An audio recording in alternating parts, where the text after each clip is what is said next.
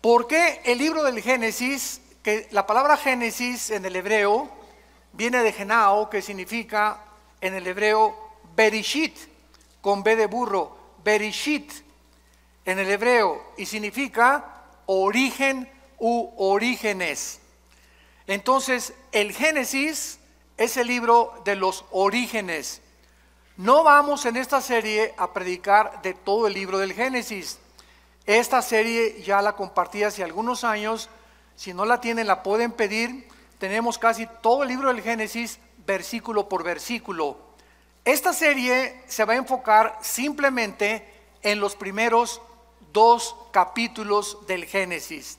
O sea, vamos a entrar con microscopio, vamos a entrar con lupa, vamos a ver que antes de que Dios creara el mundo, la tierra como la tenemos nosotros, antes de nosotros existía otro mundo, que es el mundo de los ángeles. Y vamos a ver que este mundo de los ángeles tenía como planeta este planeta en el cual tú y yo estamos, el planeta Tierra. Y vamos a ver cómo Dios comenzó a formar todo, y vamos a ver la profundidad que existe nada más en los primeros 2 versículos del Génesis. Ahí nos podemos detener casi un mes para que podamos nosotros entender la profundidad de la mente de Dios. Entonces vamos a estudiar claramente la eternidad de Dios. Cuando hablamos de la eternidad, pues la mayor parte de los cristianos no sabemos qué significa eternidad. Creemos que es un punto de una línea recta que sale y continúa eternamente. Sin embargo, esto es una medida de nosotros, esto no es la eternidad. O cuando decimos por los siglos de los siglos o secula seculorum, creemos que ya nos vamos a seguir extendiendo por todo el tiempo. Vamos a descubrir otras cosas diferentes que Dios hizo y creó. Y vamos a ver también las 3 palabras en el hebreo que son importantísimas para poder entender qué cosa Dios creó de la nada, que es la palabra bara, qué cosa Dios creó para formar, que es yatzar, y qué cosa es darle forma a algo, que es la palabra asa, así como suena, bara, yatzar con Y y asa. Si nosotros no conocemos estas 3 palabras, entonces no vamos a entender, por ejemplo, por qué hasta el 4.º día Dios creó los cielos y la tierra. Y cuando alguien me dice eso, yo les digo, ¿en dónde dice eso? Porque en mi Biblia no lo dice. ¿Cómo no, hermano? Léale ahí, Génesis 1.14, dijo luego Dios. ¿Qué cosa dice?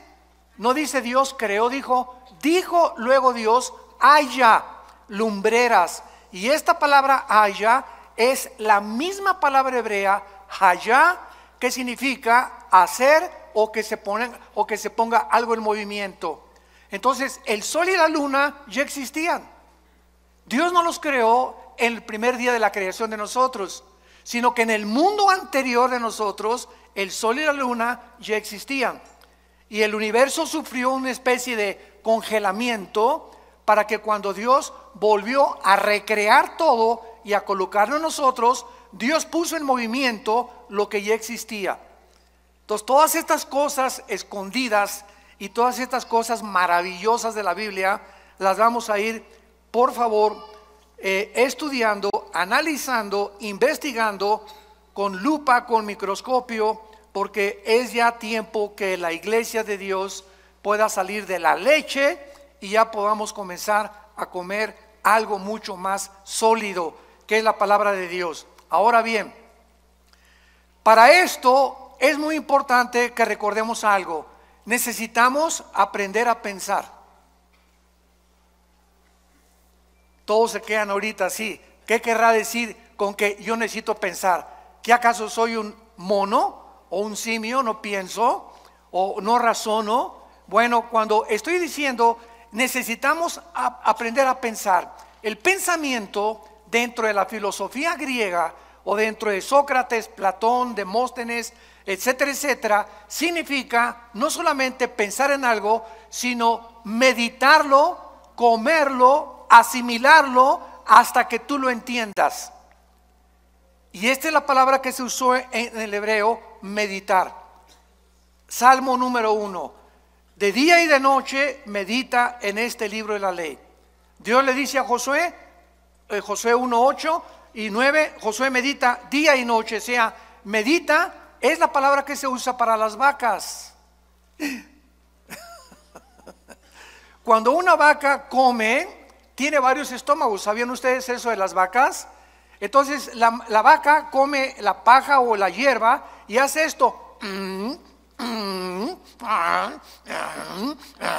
Y le da, y le da, y le da, y le da. Y después de 10 o 15 veces la pasa a los intestinos. Eso es la palabra meditar. De tal manera amó Dios al mundo que dio a su Hijo. De tal manera, y comienzas, de tal manera. ¿De qué manera, Señor? Y ahí hay una pregunta. Amó Dios al mundo. ¿Nos amaste? ¿Qué significa el mundo? ¿Las personas o el planeta Tierra?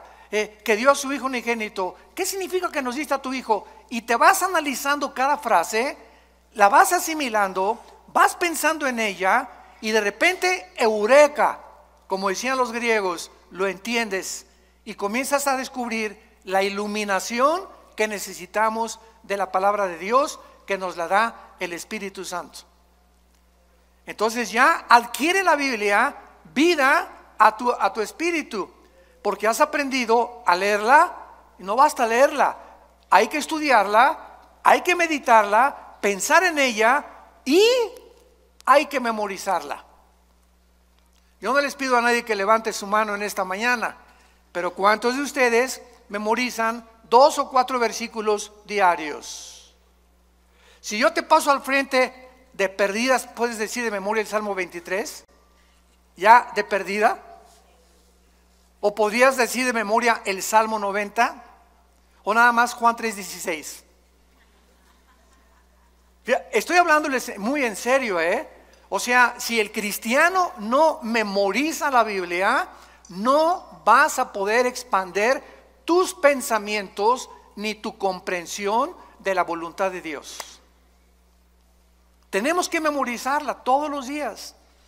Ponte en un papelito, Filipenses 1:6, estando persuadido que el que comenzó la obra la perfeccionará hasta el día de Cristo. Lo pones ahí en tu espejo, lo pones en tu carro, en lugar de venir con el celular ahí, lo pones en tu oficina, lo pones en tu computadora y estás pensando y repitiéndolo en la noche. Mi amor, por favor, pídeme que te repita tus versículos, y le estás dando y dando. Hermano, es que a mí no se me queda nada, porque nunca piensas.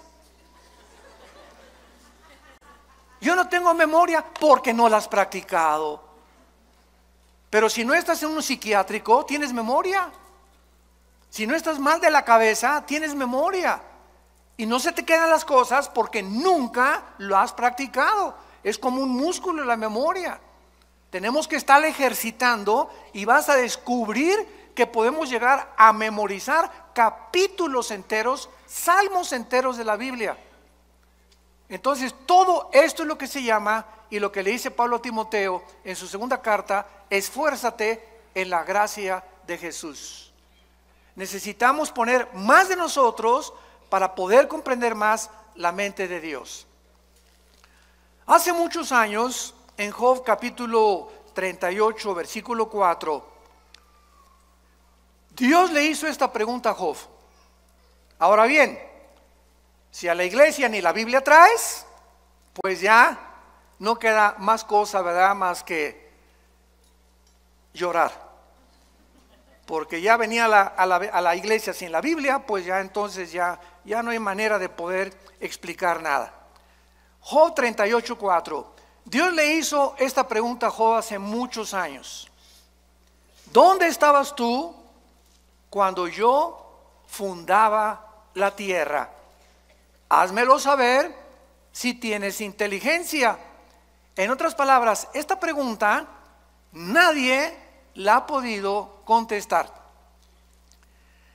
En el afán de poder nosotros, los seres humanos, tratar de descubrir el origen del universo, o cómo el hombre fue puesto por primera vez, qué fue primero, el hombre o la mujer, fue realmente una primer pareja la que comenzó en el planeta Tierra. Y además, ¿hacia dónde se dirige el universo y nuestra vida, en este afán de descubrir las cosas, ¿qué hemos hecho? Muy bien, hemos utilizado dos medios. La ciencia, la palabra ciencia significa conocimiento humano, cuando es la ciencia secular. Entonces, a través de la ciencia, los científicos han inventado, han hipotetizado, han especulado, han filosofado, tratando de cómo comenzó todo e inventaron una teoría. Por eso se llama teoría. ¿Cuál es esta teoría? Se le llama el Big Bang o la gran explosión. El universo, dicen los científicos, que no tiene nada de ciencia en esto, porque no es científico, porque para que sea científico tiene que ser demostrado. Entonces, como no se puede demostrar por medios naturales ni en un tubo de ensayo cómo comenzó el universo, los científicos dicen que fue una explosión y que de esa explosión se formaron los planetas, etcétera, etcétera. Pero sin embargo, en el siglo XX, cuando comenzaron a profundizar en la primera y la segunda ley de la termodinámica, ¿qué dice la primera y la segunda ley de la termodinámica en la física? Que nada se crea ni se destruye y que todo está sufriendo un deterioro, una descomposición, todo se echa a perder. El carro le tienes que cambiar el aceite, tenemos que pintar los edificios, yo tengo que estar tomando vitaminas, haciendo ejercicio, nuestro cuerpo celularmente se está muriendo, el universo entero está sufriendo un desgaste. El Sol pierde millones de toneladas masa cada segundo. Las galaxias se están cada vez expandiendo y alejándose más y más y más unas de otras. Esto es lo que establece inexorablemente la primera y la segunda ley de la termodinámica. Muy bien, estas leyes están declarando que es imposible que el universo haya comenzado con una explosión. ¿Por qué? Porque al decir que sí el universo comenzó con una explosión y de la explosión surgió la materia, el tiempo y el espacio, estamos contradiciendo las mismas leyes de la física. Señores físicos y astrofísicos que nos acompañan y que nos escuchan a través de las redes sociales, ¿cómo puedes tú ser físico y astrofísico y contradecir, enseñarles a tus alumnos, venimos de una explosión y venimos de la nada, todo fue un accidente, y contradecir las leyes que te han enseñado, que son la base de la misma física? Entonces, nada se crea del desorden al orden, todo es al contrario. Si yo tengo una enciclopedia y recorto en pedacitos todas las hojas de la enciclopedia y las pongo debajo de un ventilador, ¿cuántos millones de años tomaría para que se pusieran de la A a la Z en orden? Yo les contesto, 10 a la 12ª potencia. Infinito, nunca se haría tal cosa. ¿Cuánto tardaría para poner a 3 changos en un piano para que sacaran la 9ª sinfonía de Beethoven? Nunca jamás podría ser eso, una certeza se podría alcanzar, nunca jamás. Entonces es imposible, y al mismo tiempo, si llegamos a la conclusión, todo surgió de una explosión. Muy bien, maestro, le voy a seguir la corriente a lo que usted me está enseñando. Usted me enseña que la materia surgió de la nada. Ahora, ¿la nada produce algo? La nada no produce nada. Y si comenzó con una explosión, ¿quién la produjo la explosión? Tuvo que haber un acelerador que haya producido eso, pero si no había nada antes de la explosión, ¿qué la produjo? Y seguimos esta línea filosófica y acabamos con la pregunta de los 64,000 pesos. ¿Y el pensamiento quién lo produjo? Virgen de María y José. ¿La materia produce el pensamiento? La materia produce pensamiento. Un pedazo de roca, un pedazo de materia produce el pensamiento y la conciencia humana. Entonces se dan cuenta que estamos pensando. Es a lo que me refería. Cuando comenzamos a aprender a pensar y a seguir la lógica elemental, que es la línea que se tiene que usar para poder llegar a una verdad, necesitamos aprender a pensar. y no aceptar simplemente, pues venimos de chita, el universo fue hecho de una explosión, y en las universidades y en los museos se sigue enseñando esto, y la gente nunca se para a pensar si es verdad lo que te enseñaron. Otro ejemplo, todos nosotros venimos de la religión popular, de aquí en México. Mis padres, ¿verdad?, eran sumamente religiosos. Mi hermano Alejandro y yo, que él me guió a Cristo a mí hace 43 años, éramos así de misa de las 6 de la mañana, muy religiosos. Y mi padre era una persona bastante culta, ¿verdad?, era ingeniero civil, y era una persona que le gustaba mucho la filosofía también.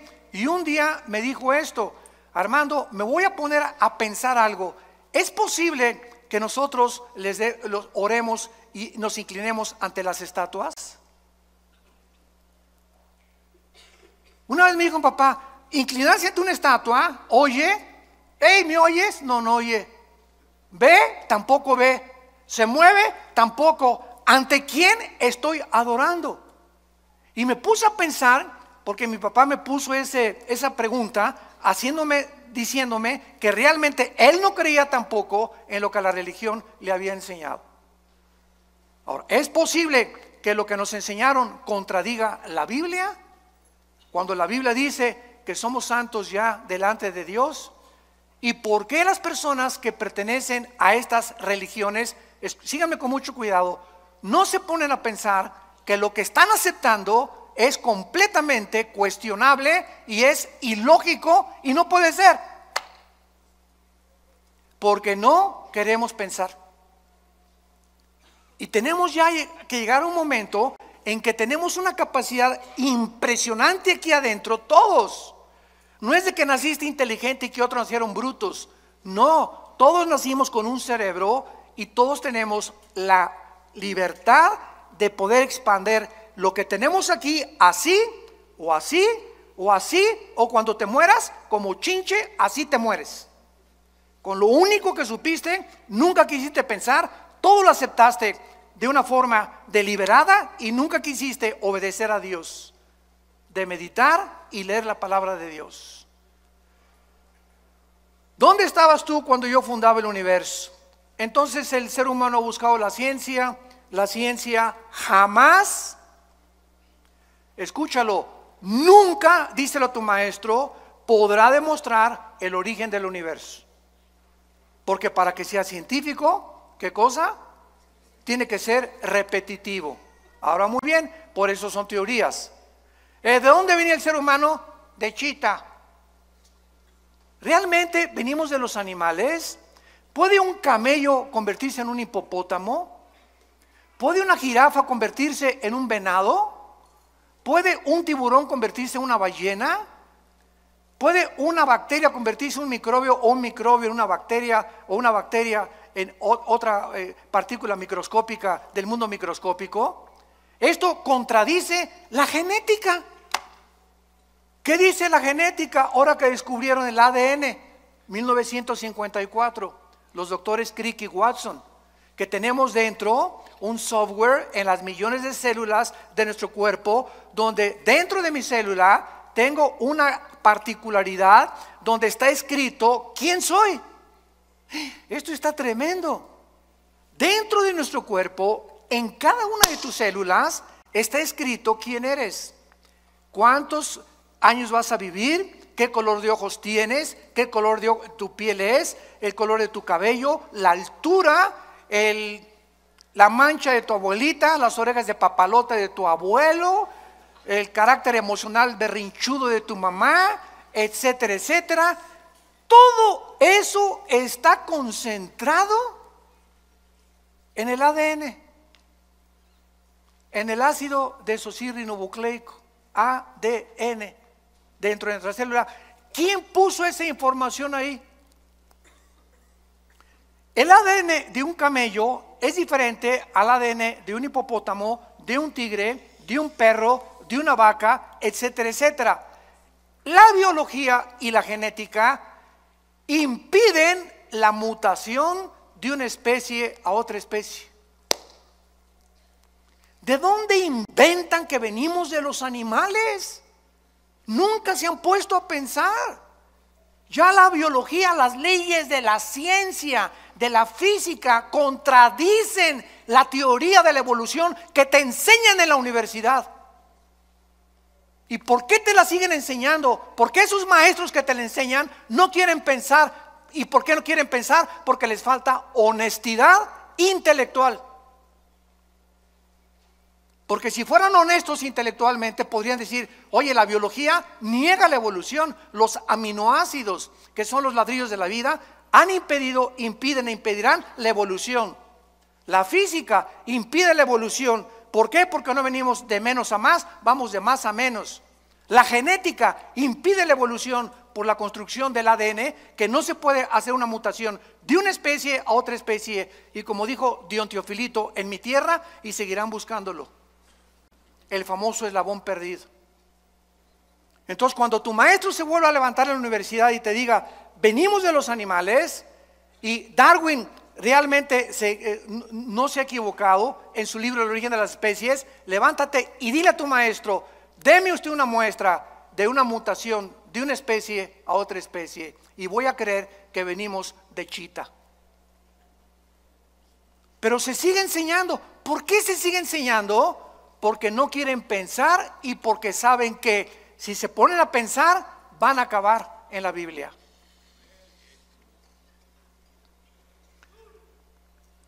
De todas las teorías que existen en el mundo, no hay más que lo que nos han enseñado en la escuela, que venimos de una evolución accidental, fortuita, que venimos de los animales, y la otra explicación de dónde venimos está en la Biblia. No está en el Corán, ni en los Vedas, ni en el Tripitaka de los Budas, ni Mahatma Gandhi, ni de Confucio. En ningún otro libro sagrado, ningún otro libro de los billones de literatura que existen nos dicen de dónde venimos y quiénes somos más que la Biblia. Ahora, ¿de veras dice eso la Biblia? Es lo que vamos a ver. Y no solamente lo dice, sino que lo comprueba. Y conforme el mundo pasa y la ciencia evoluciona, la ciencia dice, y la Biblia tenía razón. Durante siglos se preguntó por qué José no se metía con María para que naciera Jesús. Se aceptó y la iglesia romana dijo: es un dogma de fe. Tienes que creer que Jesús no se metió con María porque es un dogma de fe, sin dar ninguna explicación. Sin embargo, en 1954, lo compartimos en el desayuno ayer, se descubre el ADN y se descubre que el ser humano está dividido en dos: hombres y mujeres, macho camacho y las reinas de la casa. Más nos vale. Ok, ¿qué determina que tú hayas nacido hombre? ¿Y qué determina que tú hayas nacido mujer? ¿Sabes qué determina que seamos los hombres y que tú hayas nacido mujer? Nuestros cromosomas. Los cromosomas de la mujer son XX. El hombre tiene XY. El cromosoma Y no lo tiene la mujer, lo tiene el varón. En otras palabras, cuando mi papá se juntó con mi mamá, el cromosoma Y de mi papá ovuló el cromosoma X de mi mamá y nací macho camacho.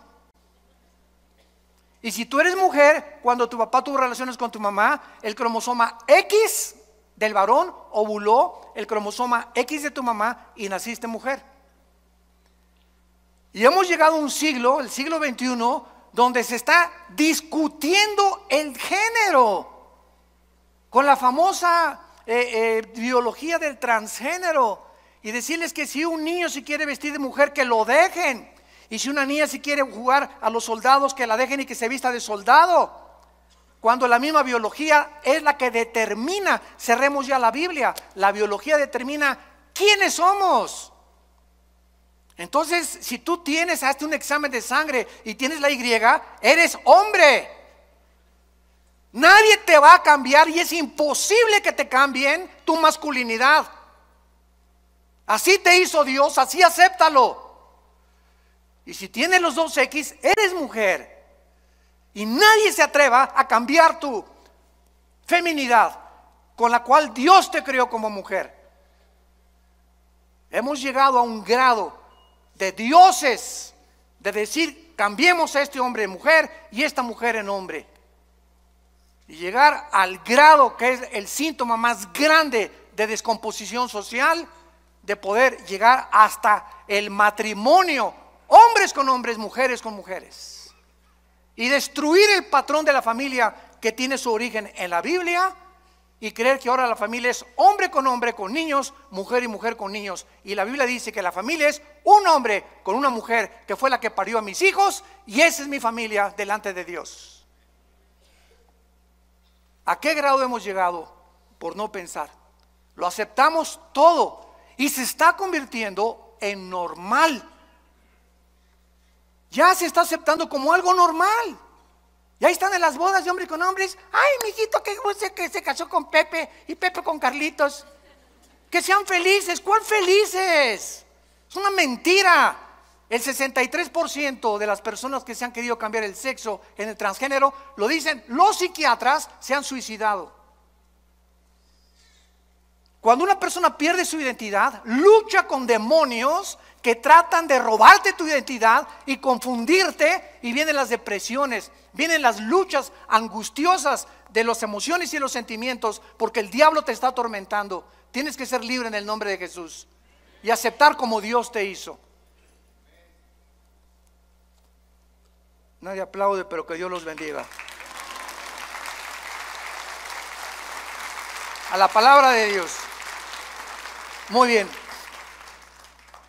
Y por otro lado, en su afán de descubrir el origen de las cosas y del universo y nosotros, se ha recurrido a la ciencia y a la brujería, al ocultismo, a las limpias, a tratar de penetrar en el mundo del más allá, con espíritus, con contacto con los muertos, con contacto con los espíritus, porque no sabemos quiénes somos, ni a dónde se van los muertos, ni qué nos da la energía, ni qué nos da el poder. El hombre ha caído en la brujería desde los tiempos de Babilonia, en la Torre de Babel. La Biblia dice que la brujería, la astrología, la magia tuvieron su origen en Babilonia, que es la ciudad más nombrada después de Jerusalén en la Biblia. Comienza la Biblia en Génesis 10 con Babilonia y termina en Apocalipsis 17 y 18 con Babilonia otra vez, porque significa confusión. El hombre sin Dios está confundido, y por eso hemos tomado caminos que la evolución, que la brujería, que el ocultismo, que voy a cargarme de energía en las pirámides de Teotihuacán, voy a consultar a los muertos con los mediums que me hagan limpias. Todas estas cosas son el fruto de la ignorancia de la Biblia. Jesús dijo: yo soy la luz, y bajó del mundo hace 2000 años para alumbrar nuestros ojos. Vivimos en un mundo oscuro, santos de Dios, damas y caballeros, un mundo perdido. Cada quien trae su rollo, cada quien por su camino. Ya los gobiernos no saben cuál gobierno, cuál ideología es la buena. Los economistas están perdidos, las religiones están perdidas, la filosofía está perdida. Ya no hay forma de relativismo, humanismo, hedonismo, etcétera, etcétera. El mundo sigue así. ¿Por qué? Porque estamos en tinieblas. Y Jesús hace 2000 años vino a sacarnos de las tinieblas. Y te ofrecen esta mañana, y ustedes que nos escuchan, salir de esa oscuridad, que las vendas se te caigan, recobrar tu verdadera identidad y ser feliz con una vida en abundancia, que es la vida que Cristo nos vino a dar. Muy bien.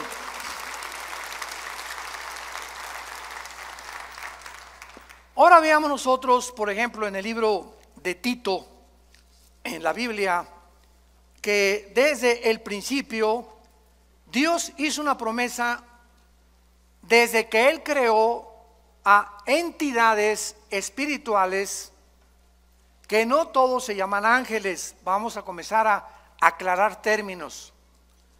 La Biblia le ha llamado ángeles a los serafines, a los querubines, y desde luego a los ángeles.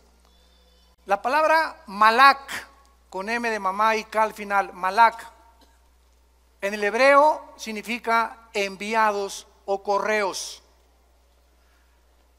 Y la palabra angelus en el griego, que se tradujo ángeles, significa lo mismo, mensajeros.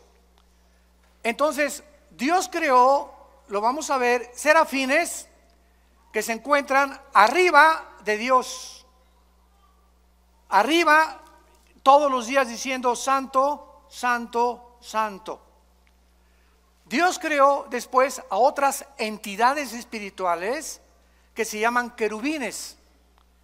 La palabra querubín significa los que arden en el hebreo, los que arden. Y acuérdense que cuando Dios diseñó el arca en el tabernáculo, puso dos querubines, ¿se acuerdan? Inclinados con alas, dos alas cada querubín, mirando hacia el propiciatorio, hacia donde la sangre, el sumo sacerdote, una vez al año la derramaba.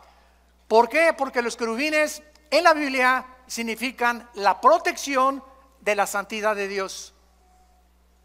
Entonces, los querubines no son mandados al mundo ni al universo.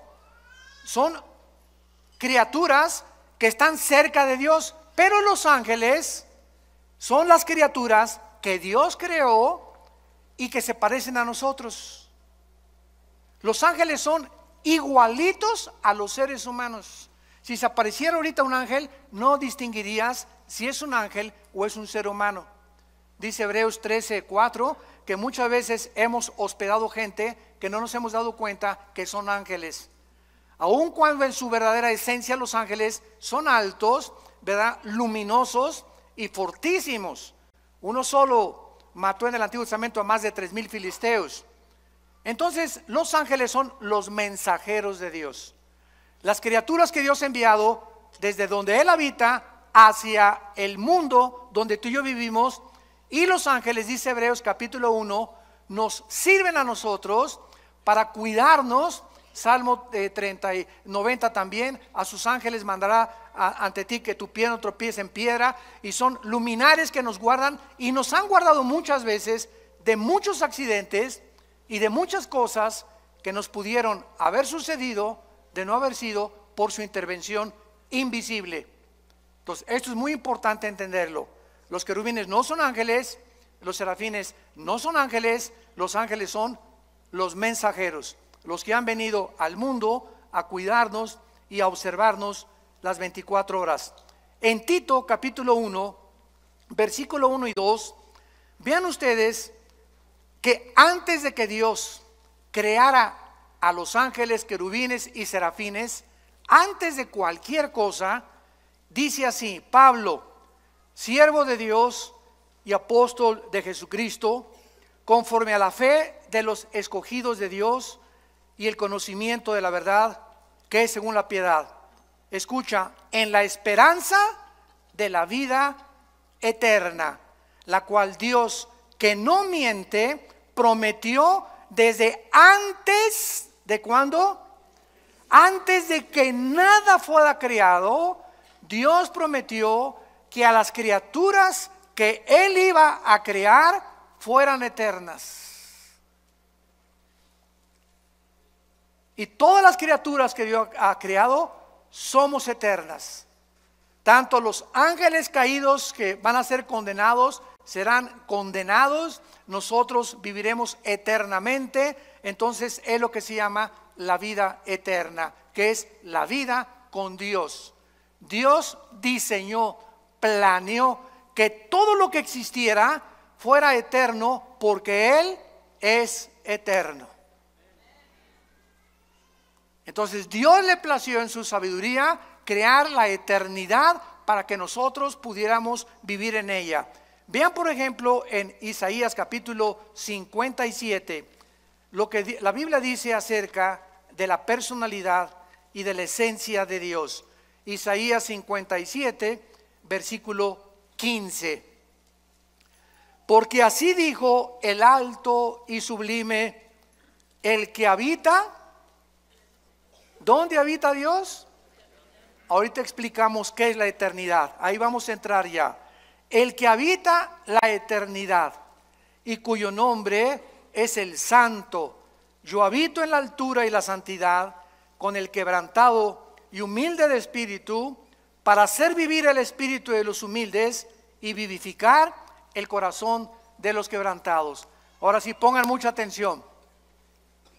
Ya vamos a comenzar a aclarar muchas cosas.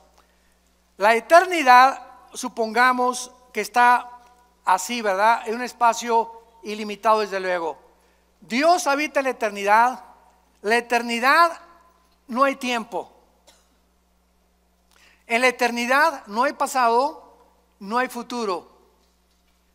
Cuando Jesús se revela a Moisés, Éxodo capítulo 3, le dice: yo soy el que soy. O sea, el que es, ¿verdad? Ahorita. Él es el Dios del presente.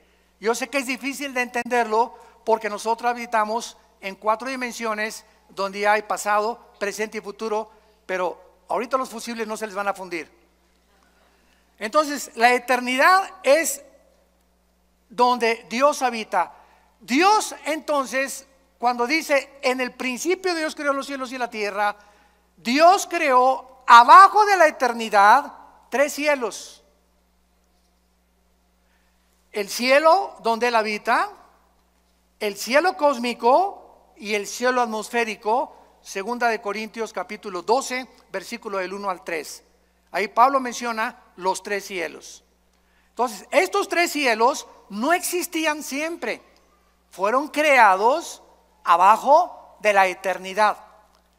Ahora, cuando Dios crea el tercer cielo, el segundo cielo y el tercer cielo, Dios crea unánimemente, junto con los 3 cielos, el tiempo, la materia y el espacio. Génesis 1:1. En el principio Dios creó. Cuando estamos hablando del principio, recuerden esto: no es el principio de nuestra creación. No es el principio de nuestra creación, porque es muy claro que los ángeles existían antes que nosotros, como lo vamos a ver. Fueron creados antes que nosotros. Entonces, cuando Dios dice: en el principio de Dios, ahí comenzó el tiempo. Ahí comenzó la materia, ahí comenzó el espacio. Entonces, en este principio, síganme con mucho cuidado, ya estamos abajo de la eternidad. Comenzó el tiempo, el espacio y la materia. En este principio Dios creó los cielos y la tierra y los ángeles. Y cuando Jesús dice: en el principio era el verbo era con Dios y el verbo era Dios. Y primera de Juan 1 dice: lo que era desde el principio, lo que nuestras manos palparon y vieron tocante al verbo de vida, porque la vida fue manifestada. Juan 3 veces te repite que este principio fue antes de nosotros. No es cuando nosotros fuimos creados. Nosotros fuimos creados después del principio, como lo vamos a ver en el versículo 2 del Génesis, que algo pasó en el principio, que Dios volvió a recrear la tierra, a crearnos a nosotros después de los ángeles, para ponernos arriba de los ángeles, gobernar a los ángeles, y la regamos. Y Satanás, Lucifer, volvió otra vez a ocupar el planeta Tierra y el universo, hasta que vino Jesús, le quitó el poder a Dios, Jesús a Lucifer, y el poder que tenía Lucifer nos los dio a nosotros los cristianos. Y mayor es el que está entre nosotros que el que está en el mundo. Entonces, Lucifer sigue teniendo el poder que perdimos nosotros con la caída de los Adán y Eva, los primeros padres, pero que se volvió a recobrar con la muerte de Cristo, y nos entrega a nosotros Dios el Espíritu Santo, porque recibirán poder. Hechos 1:8. Vean que si no ponemos en orden todo, no entendemos el Nuevo Testamento. Ese poder es ¿para qué? Para que el que tiene control de nuestro planeta y del universo no se acerque a nosotros, ni a nuestros hijos, ni a tu trabajo, ni a tus finanzas. porque mucho mayor es el que está aquí adentro que todos los millones de demonios que pueda haber en tu casa.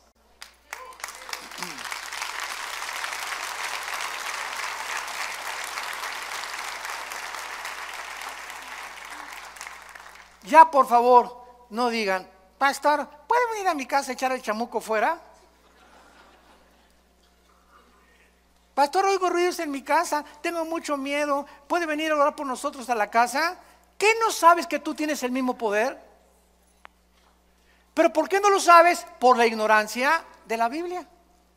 No la estudias, no la meditas, no la lees, no te ha iluminado el Espíritu Santo, el entendimiento para saber que en tu casa tú eres el sacerdote con tu esposa y tú puedes llegar a tu casa y en el nombre de Jesús aquí se va cualquier espíritu que no sea el de Dios y aquí habita Jesús y mi casa es tuya, Señor, mi dinero en el banco no es mío, es tuyo, todo lo que tenemos es tuyo, cualquier daño que le quieran hacer a tus bienes, Señor, te lo hacen a ti, no a mí, porque me pongo a tu disposición, porque tú me hiciste y de tu gracia damos y de tu gracia recibimos.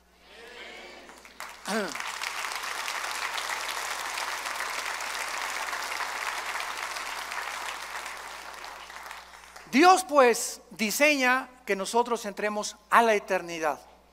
Entonces cuando Jesús dice en Juan 17:3, esta es la vida eterna, Él define la eternidad. ¿Qué es la vida eterna? Jesús nos lo explicó, conocer a Dios. Esta es la vida eterna, que te conozcan. Dice que te convertiste, ¿cuánto has conocido de Dios? ¿Cuánto sabes de su poder? ¿Cuánto sabes del propósito que tiene para tu vida? ¿Por qué vives con estrés todavía, con angustias, con desconfianza, con incredulidad? Ay, subió el peso y cayó el petróleo, hermano, ¿qué voy a hacer? Y si mi esposo se muere y no me da el seguro social, ¿qué voy a hacer? Entonces, ¿tu esperanza era tu esposo? ¿El petróleo? ¿El peso? Dios nos está viendo. Y dice primera de Pedro que somos sostenidos por la fe mediante el poder de Dios. Entonces, cuando tú crees, activas el poder de Dios. En el momento que dices, Señor, gracias porque no dependo del dinero ni de mi esposo, ni del diputado, ni de mi amigo, ni del próximo gobierno, ni tampoco mi felicidad depende de si mi esposo me hace feliz, o mi esposa me hace feliz, o mis hijos me felices. Todo depende de ti, de mi relación contigo. Cuando Dios ve esa confianza, te llena de su poder. Y tienes la capacidad de volverte más que vencedor. Porque sin fe es imposible agradar a Dios. ¿Me están siguiendo? Estamos pensando. Muy bien. Dice en primera de Juan capítulo 2 y explicando también la eternidad, porque es importantísimo antes de pasar y profundizar más. Primera de Juan 2:25, y esta es la promesa que Él nos dio otra vez, la vida eterna. Cuando yo oigo que hay cristianos que dicen que la salvación se pierde, les digo, ¿ya pensaron lo que están diciendo? Es que hay 5 pasajes en el Nuevo Testamento que parece que se pierde la vida eterna. Parece contra 200 que te dicen que no se pierden. Y de esos pasajes que parece que se pierde la vida o que se pierde la salvación, son completamente mal interpretados. Lo han sacado fuera de contexto porque no los han estudiado a la luz de las demás partes de la Biblia. ¿Qué es la vida eterna o vida temporal? ¿Cuál es la diferencia? ¿No sabes cuál es la temporalidad? He venido para darles vida temporal. ¿Eso dice la Biblia? No, ¿verdad? Nos viene a dar vida eterna. O sea, cuando un cristiano recibe al Espíritu Santo, en ese momento, dice Efesios capítulo 2, en ese momento entramos a la eternidad. Ya somos eternos. Por eso no vamos a morir espiritualmente jamás ya. Vamos a morir físicamente, nos van a enterrar, pero vamos a seguir viviendo. Tu pariente que se murió la semana pasada, no digas que se murió, pasó a mejor vida. Él sigue viviendo, seguimos viviendo. Esta es la esperanza que Dios nos ha traído, que esta vida no lo es todo. vamos a seguir viviendo. Y tú lo tienes que creer. Y cuando tú lo crees, no hay nada que te pueda detener, porque para nosotros es ganancia la muerte. Entonces, esta eternidad entra a nuestra vida cuando recibimos a Cristo como nuestro Señor y Salvador. Ya estamos sentados, dice Efesios 2, con Cristo. Ya somos más que vencedores, Efesios 1:3. Ya hemos sido bendecidos con toda bendición espiritual. ¿Qué significa esto? Que ya no le puedo decir a una persona, Dios te bendiga. No hay ninguna parte del Nuevo Testamento donde diga Dios te bendiga, porque dice la Biblia en Efesios 1:3 que ya hemos sido bendecidos. Entonces yo le digo que la gracia y la paz sea contigo. Lean todas las cartas de los apóstoles y jamás dicen que Dios los bendiga. ¿Por qué? Porque ya estamos bendecidos. En otras palabras, ¿tú crees que por decirme Dios me bendiga me va a bendecir? No, ¿verdad? Me va a bendecir si yo ando camino con Él, no porque tú me lo digas. Y menos una persona que no es cristiana, Dios te bendiga. Mentiras, nunca lo va a bendecir. Al contrario, mientras él no reciba a Cristo, su vida irá de maldición en maldición, de botella en botella, de droga en droga, de cine en cine, de teatro en teatro, buscando siempre y sin encontrar. Las bendiciones entran a nuestra vida cuando aceptamos a Cristo como nuestro Salvador. ¿Se dan cuenta cómo tenemos que ubicarnos en tantas cosas en la cristiandad? Y entender qué es lo que realmente Dios quiere decirnos a nosotros. Dice en 1 Juan capítulo 5, versículo 10, el que cree en el Hijo de Dios tiene el testimonio en sí mismo. El que no cree a Dios le ha hecho mentiroso, porque no ha creído en el testimonio que Dios ha dado acerca de su Hijo. Y este es el testimonio que Dios nos ha dado, vida temporal. ¿Eso dice? Vida eterna, para siempre. Nadie jamás nos las puede quitar. Nadie nos puede separar, ni pobreza, ni desnudez, ni demonios, ni ángeles, ni nada. ¿Y qué pasa si me quiero yo alejar de Dios? De la oreja te trae de regreso. Lee el capítulo entero de Hebreos capítulo 12. Dios al que ama y se le brincan las trancas, a esos chivitos que se le brincan las trancas, va y les rompe la pata para que regresen heridos al rebaño. Pero es preferible, dijo Cristo, que pierdas el brazo y pierdas las piernas y te quedes ciego o tengas una enfermedad, a que entres entero al infierno. Somos propiedad de Dios. Nadie nos puede arrebatar la vida eterna. Nadie.